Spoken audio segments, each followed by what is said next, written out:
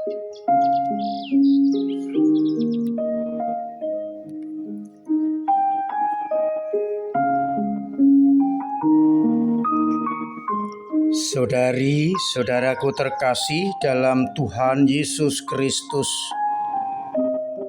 selamat pagi dan berkah dalam.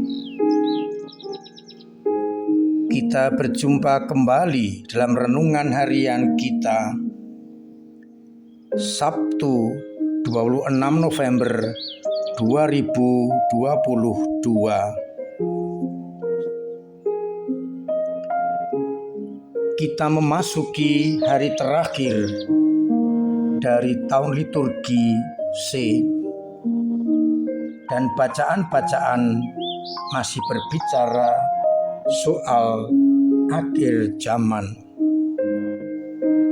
Dalam kitab Wahyu bab 22 ayat 1-7 digambarkan kesudahan setelah terjadi banyak malapetaka dan macam-macam hal. Akhirnya air kehidupan mengalir dari tahta Allah,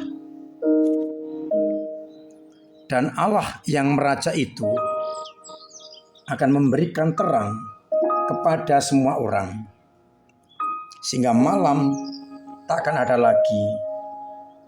Cahaya lampu atau sinar matahari takkan mereka perlukan, karena Allah penerang mereka yang sejati.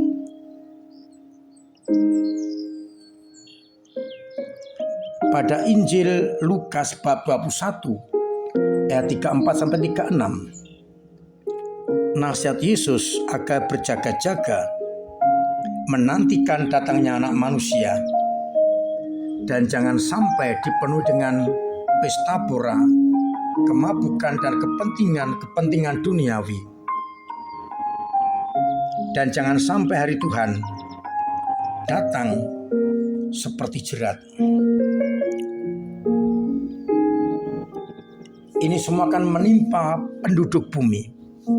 Maka kita berjaga-jaga dan berdoa agar kita nanti terluput dari semua malapetaka itu dan tahan berdiri di hadapan Anak Manusia.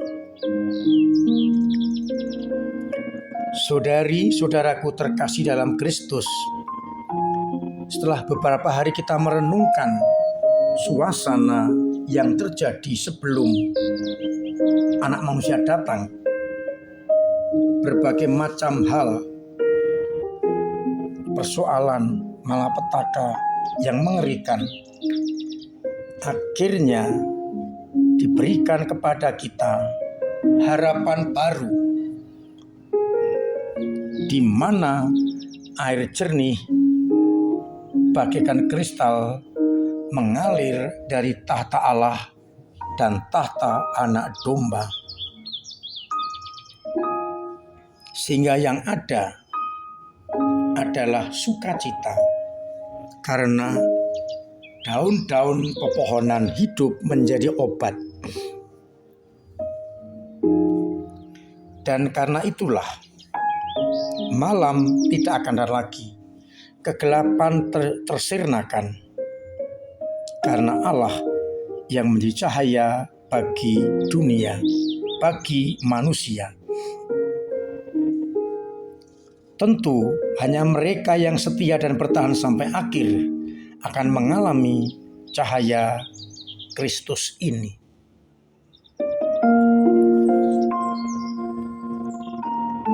Untuk itu, kita diajak oleh Yesus agar berjaga-jaga. Caranya adalah dengan memusatkan perhatian kepada perkara-perkara Kristus. Jangan sampai salah dengan pesta pora, kemabukan, kepentingan duniawi, kepentingan kedagingan, dan egoisme yang seringkali mengaburkan kepentingan ilahi. kita diajak untuk berjaga-jaga, dan terutama agar kita tahan berdiri di hadapan Anak Manusia, tahan berdiri di hadapan pengadilan Sang Maha Adil. Kalau kita berbuat jujur dan kebaikan di hadapan Sang Raja Pengadilan, kita akan tahan berdiri. Tapi bila kita dalam hidup ini mengingkari, meninggalkan, mengabaikan perintah-perintah Tuhan, kita tidak akan tahan berdiri di hadapan Anak Manusia. Semua itu akan terjadi kalau kita sungguh-sungguh meninggalkan kepentingan-kepentingan duniawi, pesta pora, kemabukan, egoisme, kedagingan, dan hal-hal yang hanya menyenangkan duniawi. Oleh karena itu, kita harus mempunyai pengharapan dan cita-cita akan hidup yang kekal, hidup yang terbebaskan dari kegelapan, di mana Sang Penerang adalah Allah sendiri. Penerang itu akan kita dapatkan, akan kita terima manakala kita selalu mengarahkan hidup dan pandangan kita hanya kepada Sang Anak Manusia. Dengan demikian, fokus kita tidak lagi pesta pora, kemabukan, hal-hal duniawi, tetapi fokus kita adalah datangnya Anak Manusia yang akan bersemayam dalam hati kita masing-masing. Maka menjadi pertanyaan permenungan kita, apakah hidupku selama ini syarat dengan pesta pora, dengan kemabukan, dengan keinginan-keinginan duniawi, keinginan kedagingan, sehingga melupakan rahmat, firman, kehendak Tuhan, dan jerat menimpa kita, sehingga kita dalam pengadilan tidak bertahan di hadapan Anak Manusia. Ataukah kita sudah sejak di tengah dunia ini mengarahkan hidup hanya kepada Kristus, Sang Sumber Cahaya, dengan meninggalkan pesta pora, kemabukan, egoisme, kedagingan, hawa nafsu, dan mengikuti cahaya yang benar, sehingga ketika berdiri di hadapan Sang Raja Adil, kita akan tahan berdiri karena kita kedapatan setia. Memang tidak mudah karena dunia mengganggu kita, dunia menggoda kita. Tetapi kalau kita bertahan dalam iman, mencita-citakan hidup surgawi, meninggalkan keduniawian kita, pesta pora dan kemabukan, jaminannya adalah akan boleh masuk dalam kerajaannya, karena kita tahan berdiri di hadapan Sang Hakim Agung, Yesus Kristus, Tuhan kita. Semoga di tengah-tengah dunia ini kita tetap menomorsatukan hidup rohani dan hidup duniawi kita pakai sebagai sarana untuk mencapai hidup rohani itu. Mari kita berjaga-jaga untuk selalu menantikan datangnya Sang Anak Manusia. Tuhan memberkati kita sekalian. Amin.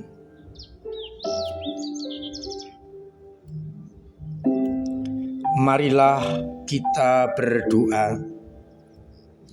Bapa yang penuh kasih, setelah kami kau ingatkan akan peristiwa-peristiwa menjelang kedatangan Anak Manusia, hari ini mengakhiri tahun liturgi, kami kau berikan kelegaan, di mana ketika Sang Raja Ma'adil meraja, kegelapan disingkirkan, yang ada adalah terang.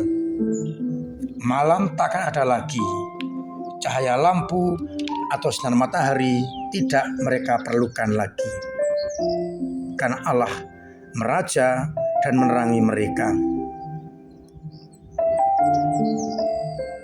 Bapa, kuatkan kami agar dalam menghadapi tantangan kami tidak mundur, karena di depan sana ada cahaya yang menuju kepada sukacita. Buatlah kami untuk tahan berdiri di hadapan-Mu dalam situasi apapun juga. Kami berdoa untuk umat-Mu yang kadang-kadang lemah, tidak mampu berdiri karena imannya goyah, karena sakit, karena persoalan-persoalan hidup, karena ekonomi. Semoga mereka Kau tegakkan dengan cara yang sakit Engkau sembuhkan, yang punya beban berat Engkau ringankan, bahkan Engkau hapus, yang punya persoalan Engkau bantu, yang punya kesulitan ekonomi Engkau beri jalan keluar, agar akhirnya mereka dengan sukacita berdiri di hadapan-Mu untuk ikut ambil bagian masuk dalam kerajaan-Mu. Bapa, kuatkan iman umat-Mu. Kami juga berdoa untuk Nawanto yang sedang sakit. Semoga Engkau kuatkan, Engkau beri semangat, Engkau beri pengharapan, sehingga penyakitnya Engkau ambil dan boleh mengalami kesembuhan. Biarlah ia akhirnya mengalami sukacita yang datang dari-Mu sendiri.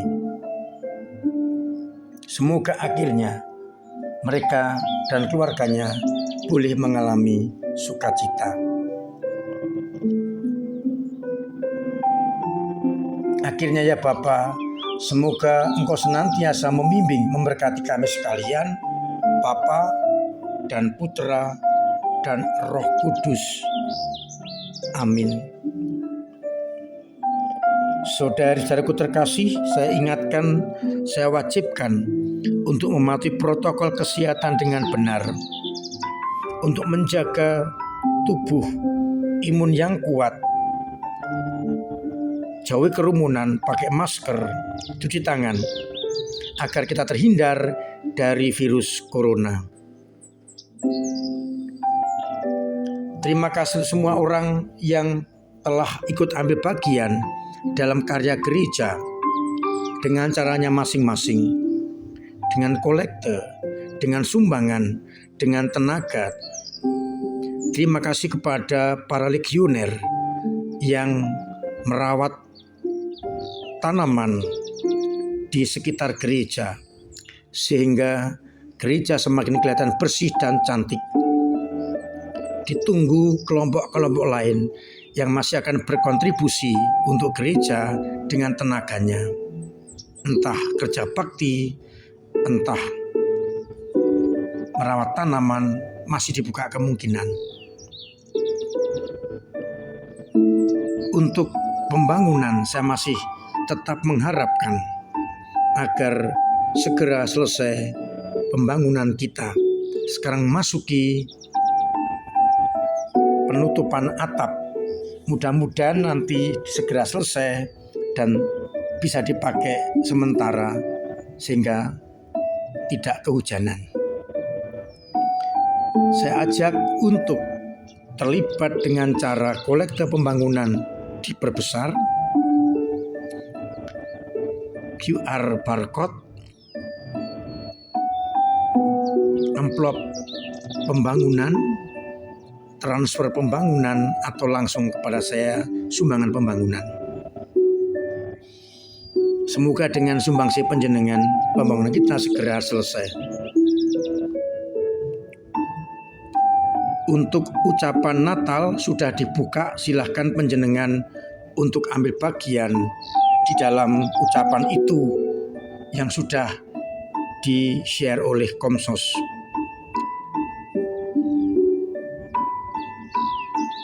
Dengan saling mengucapkan selamat Natal, entah pribadi, entah keluarga, entah lingkungan, entah perusahaan, kita akan semakin kenal dengan yang lain.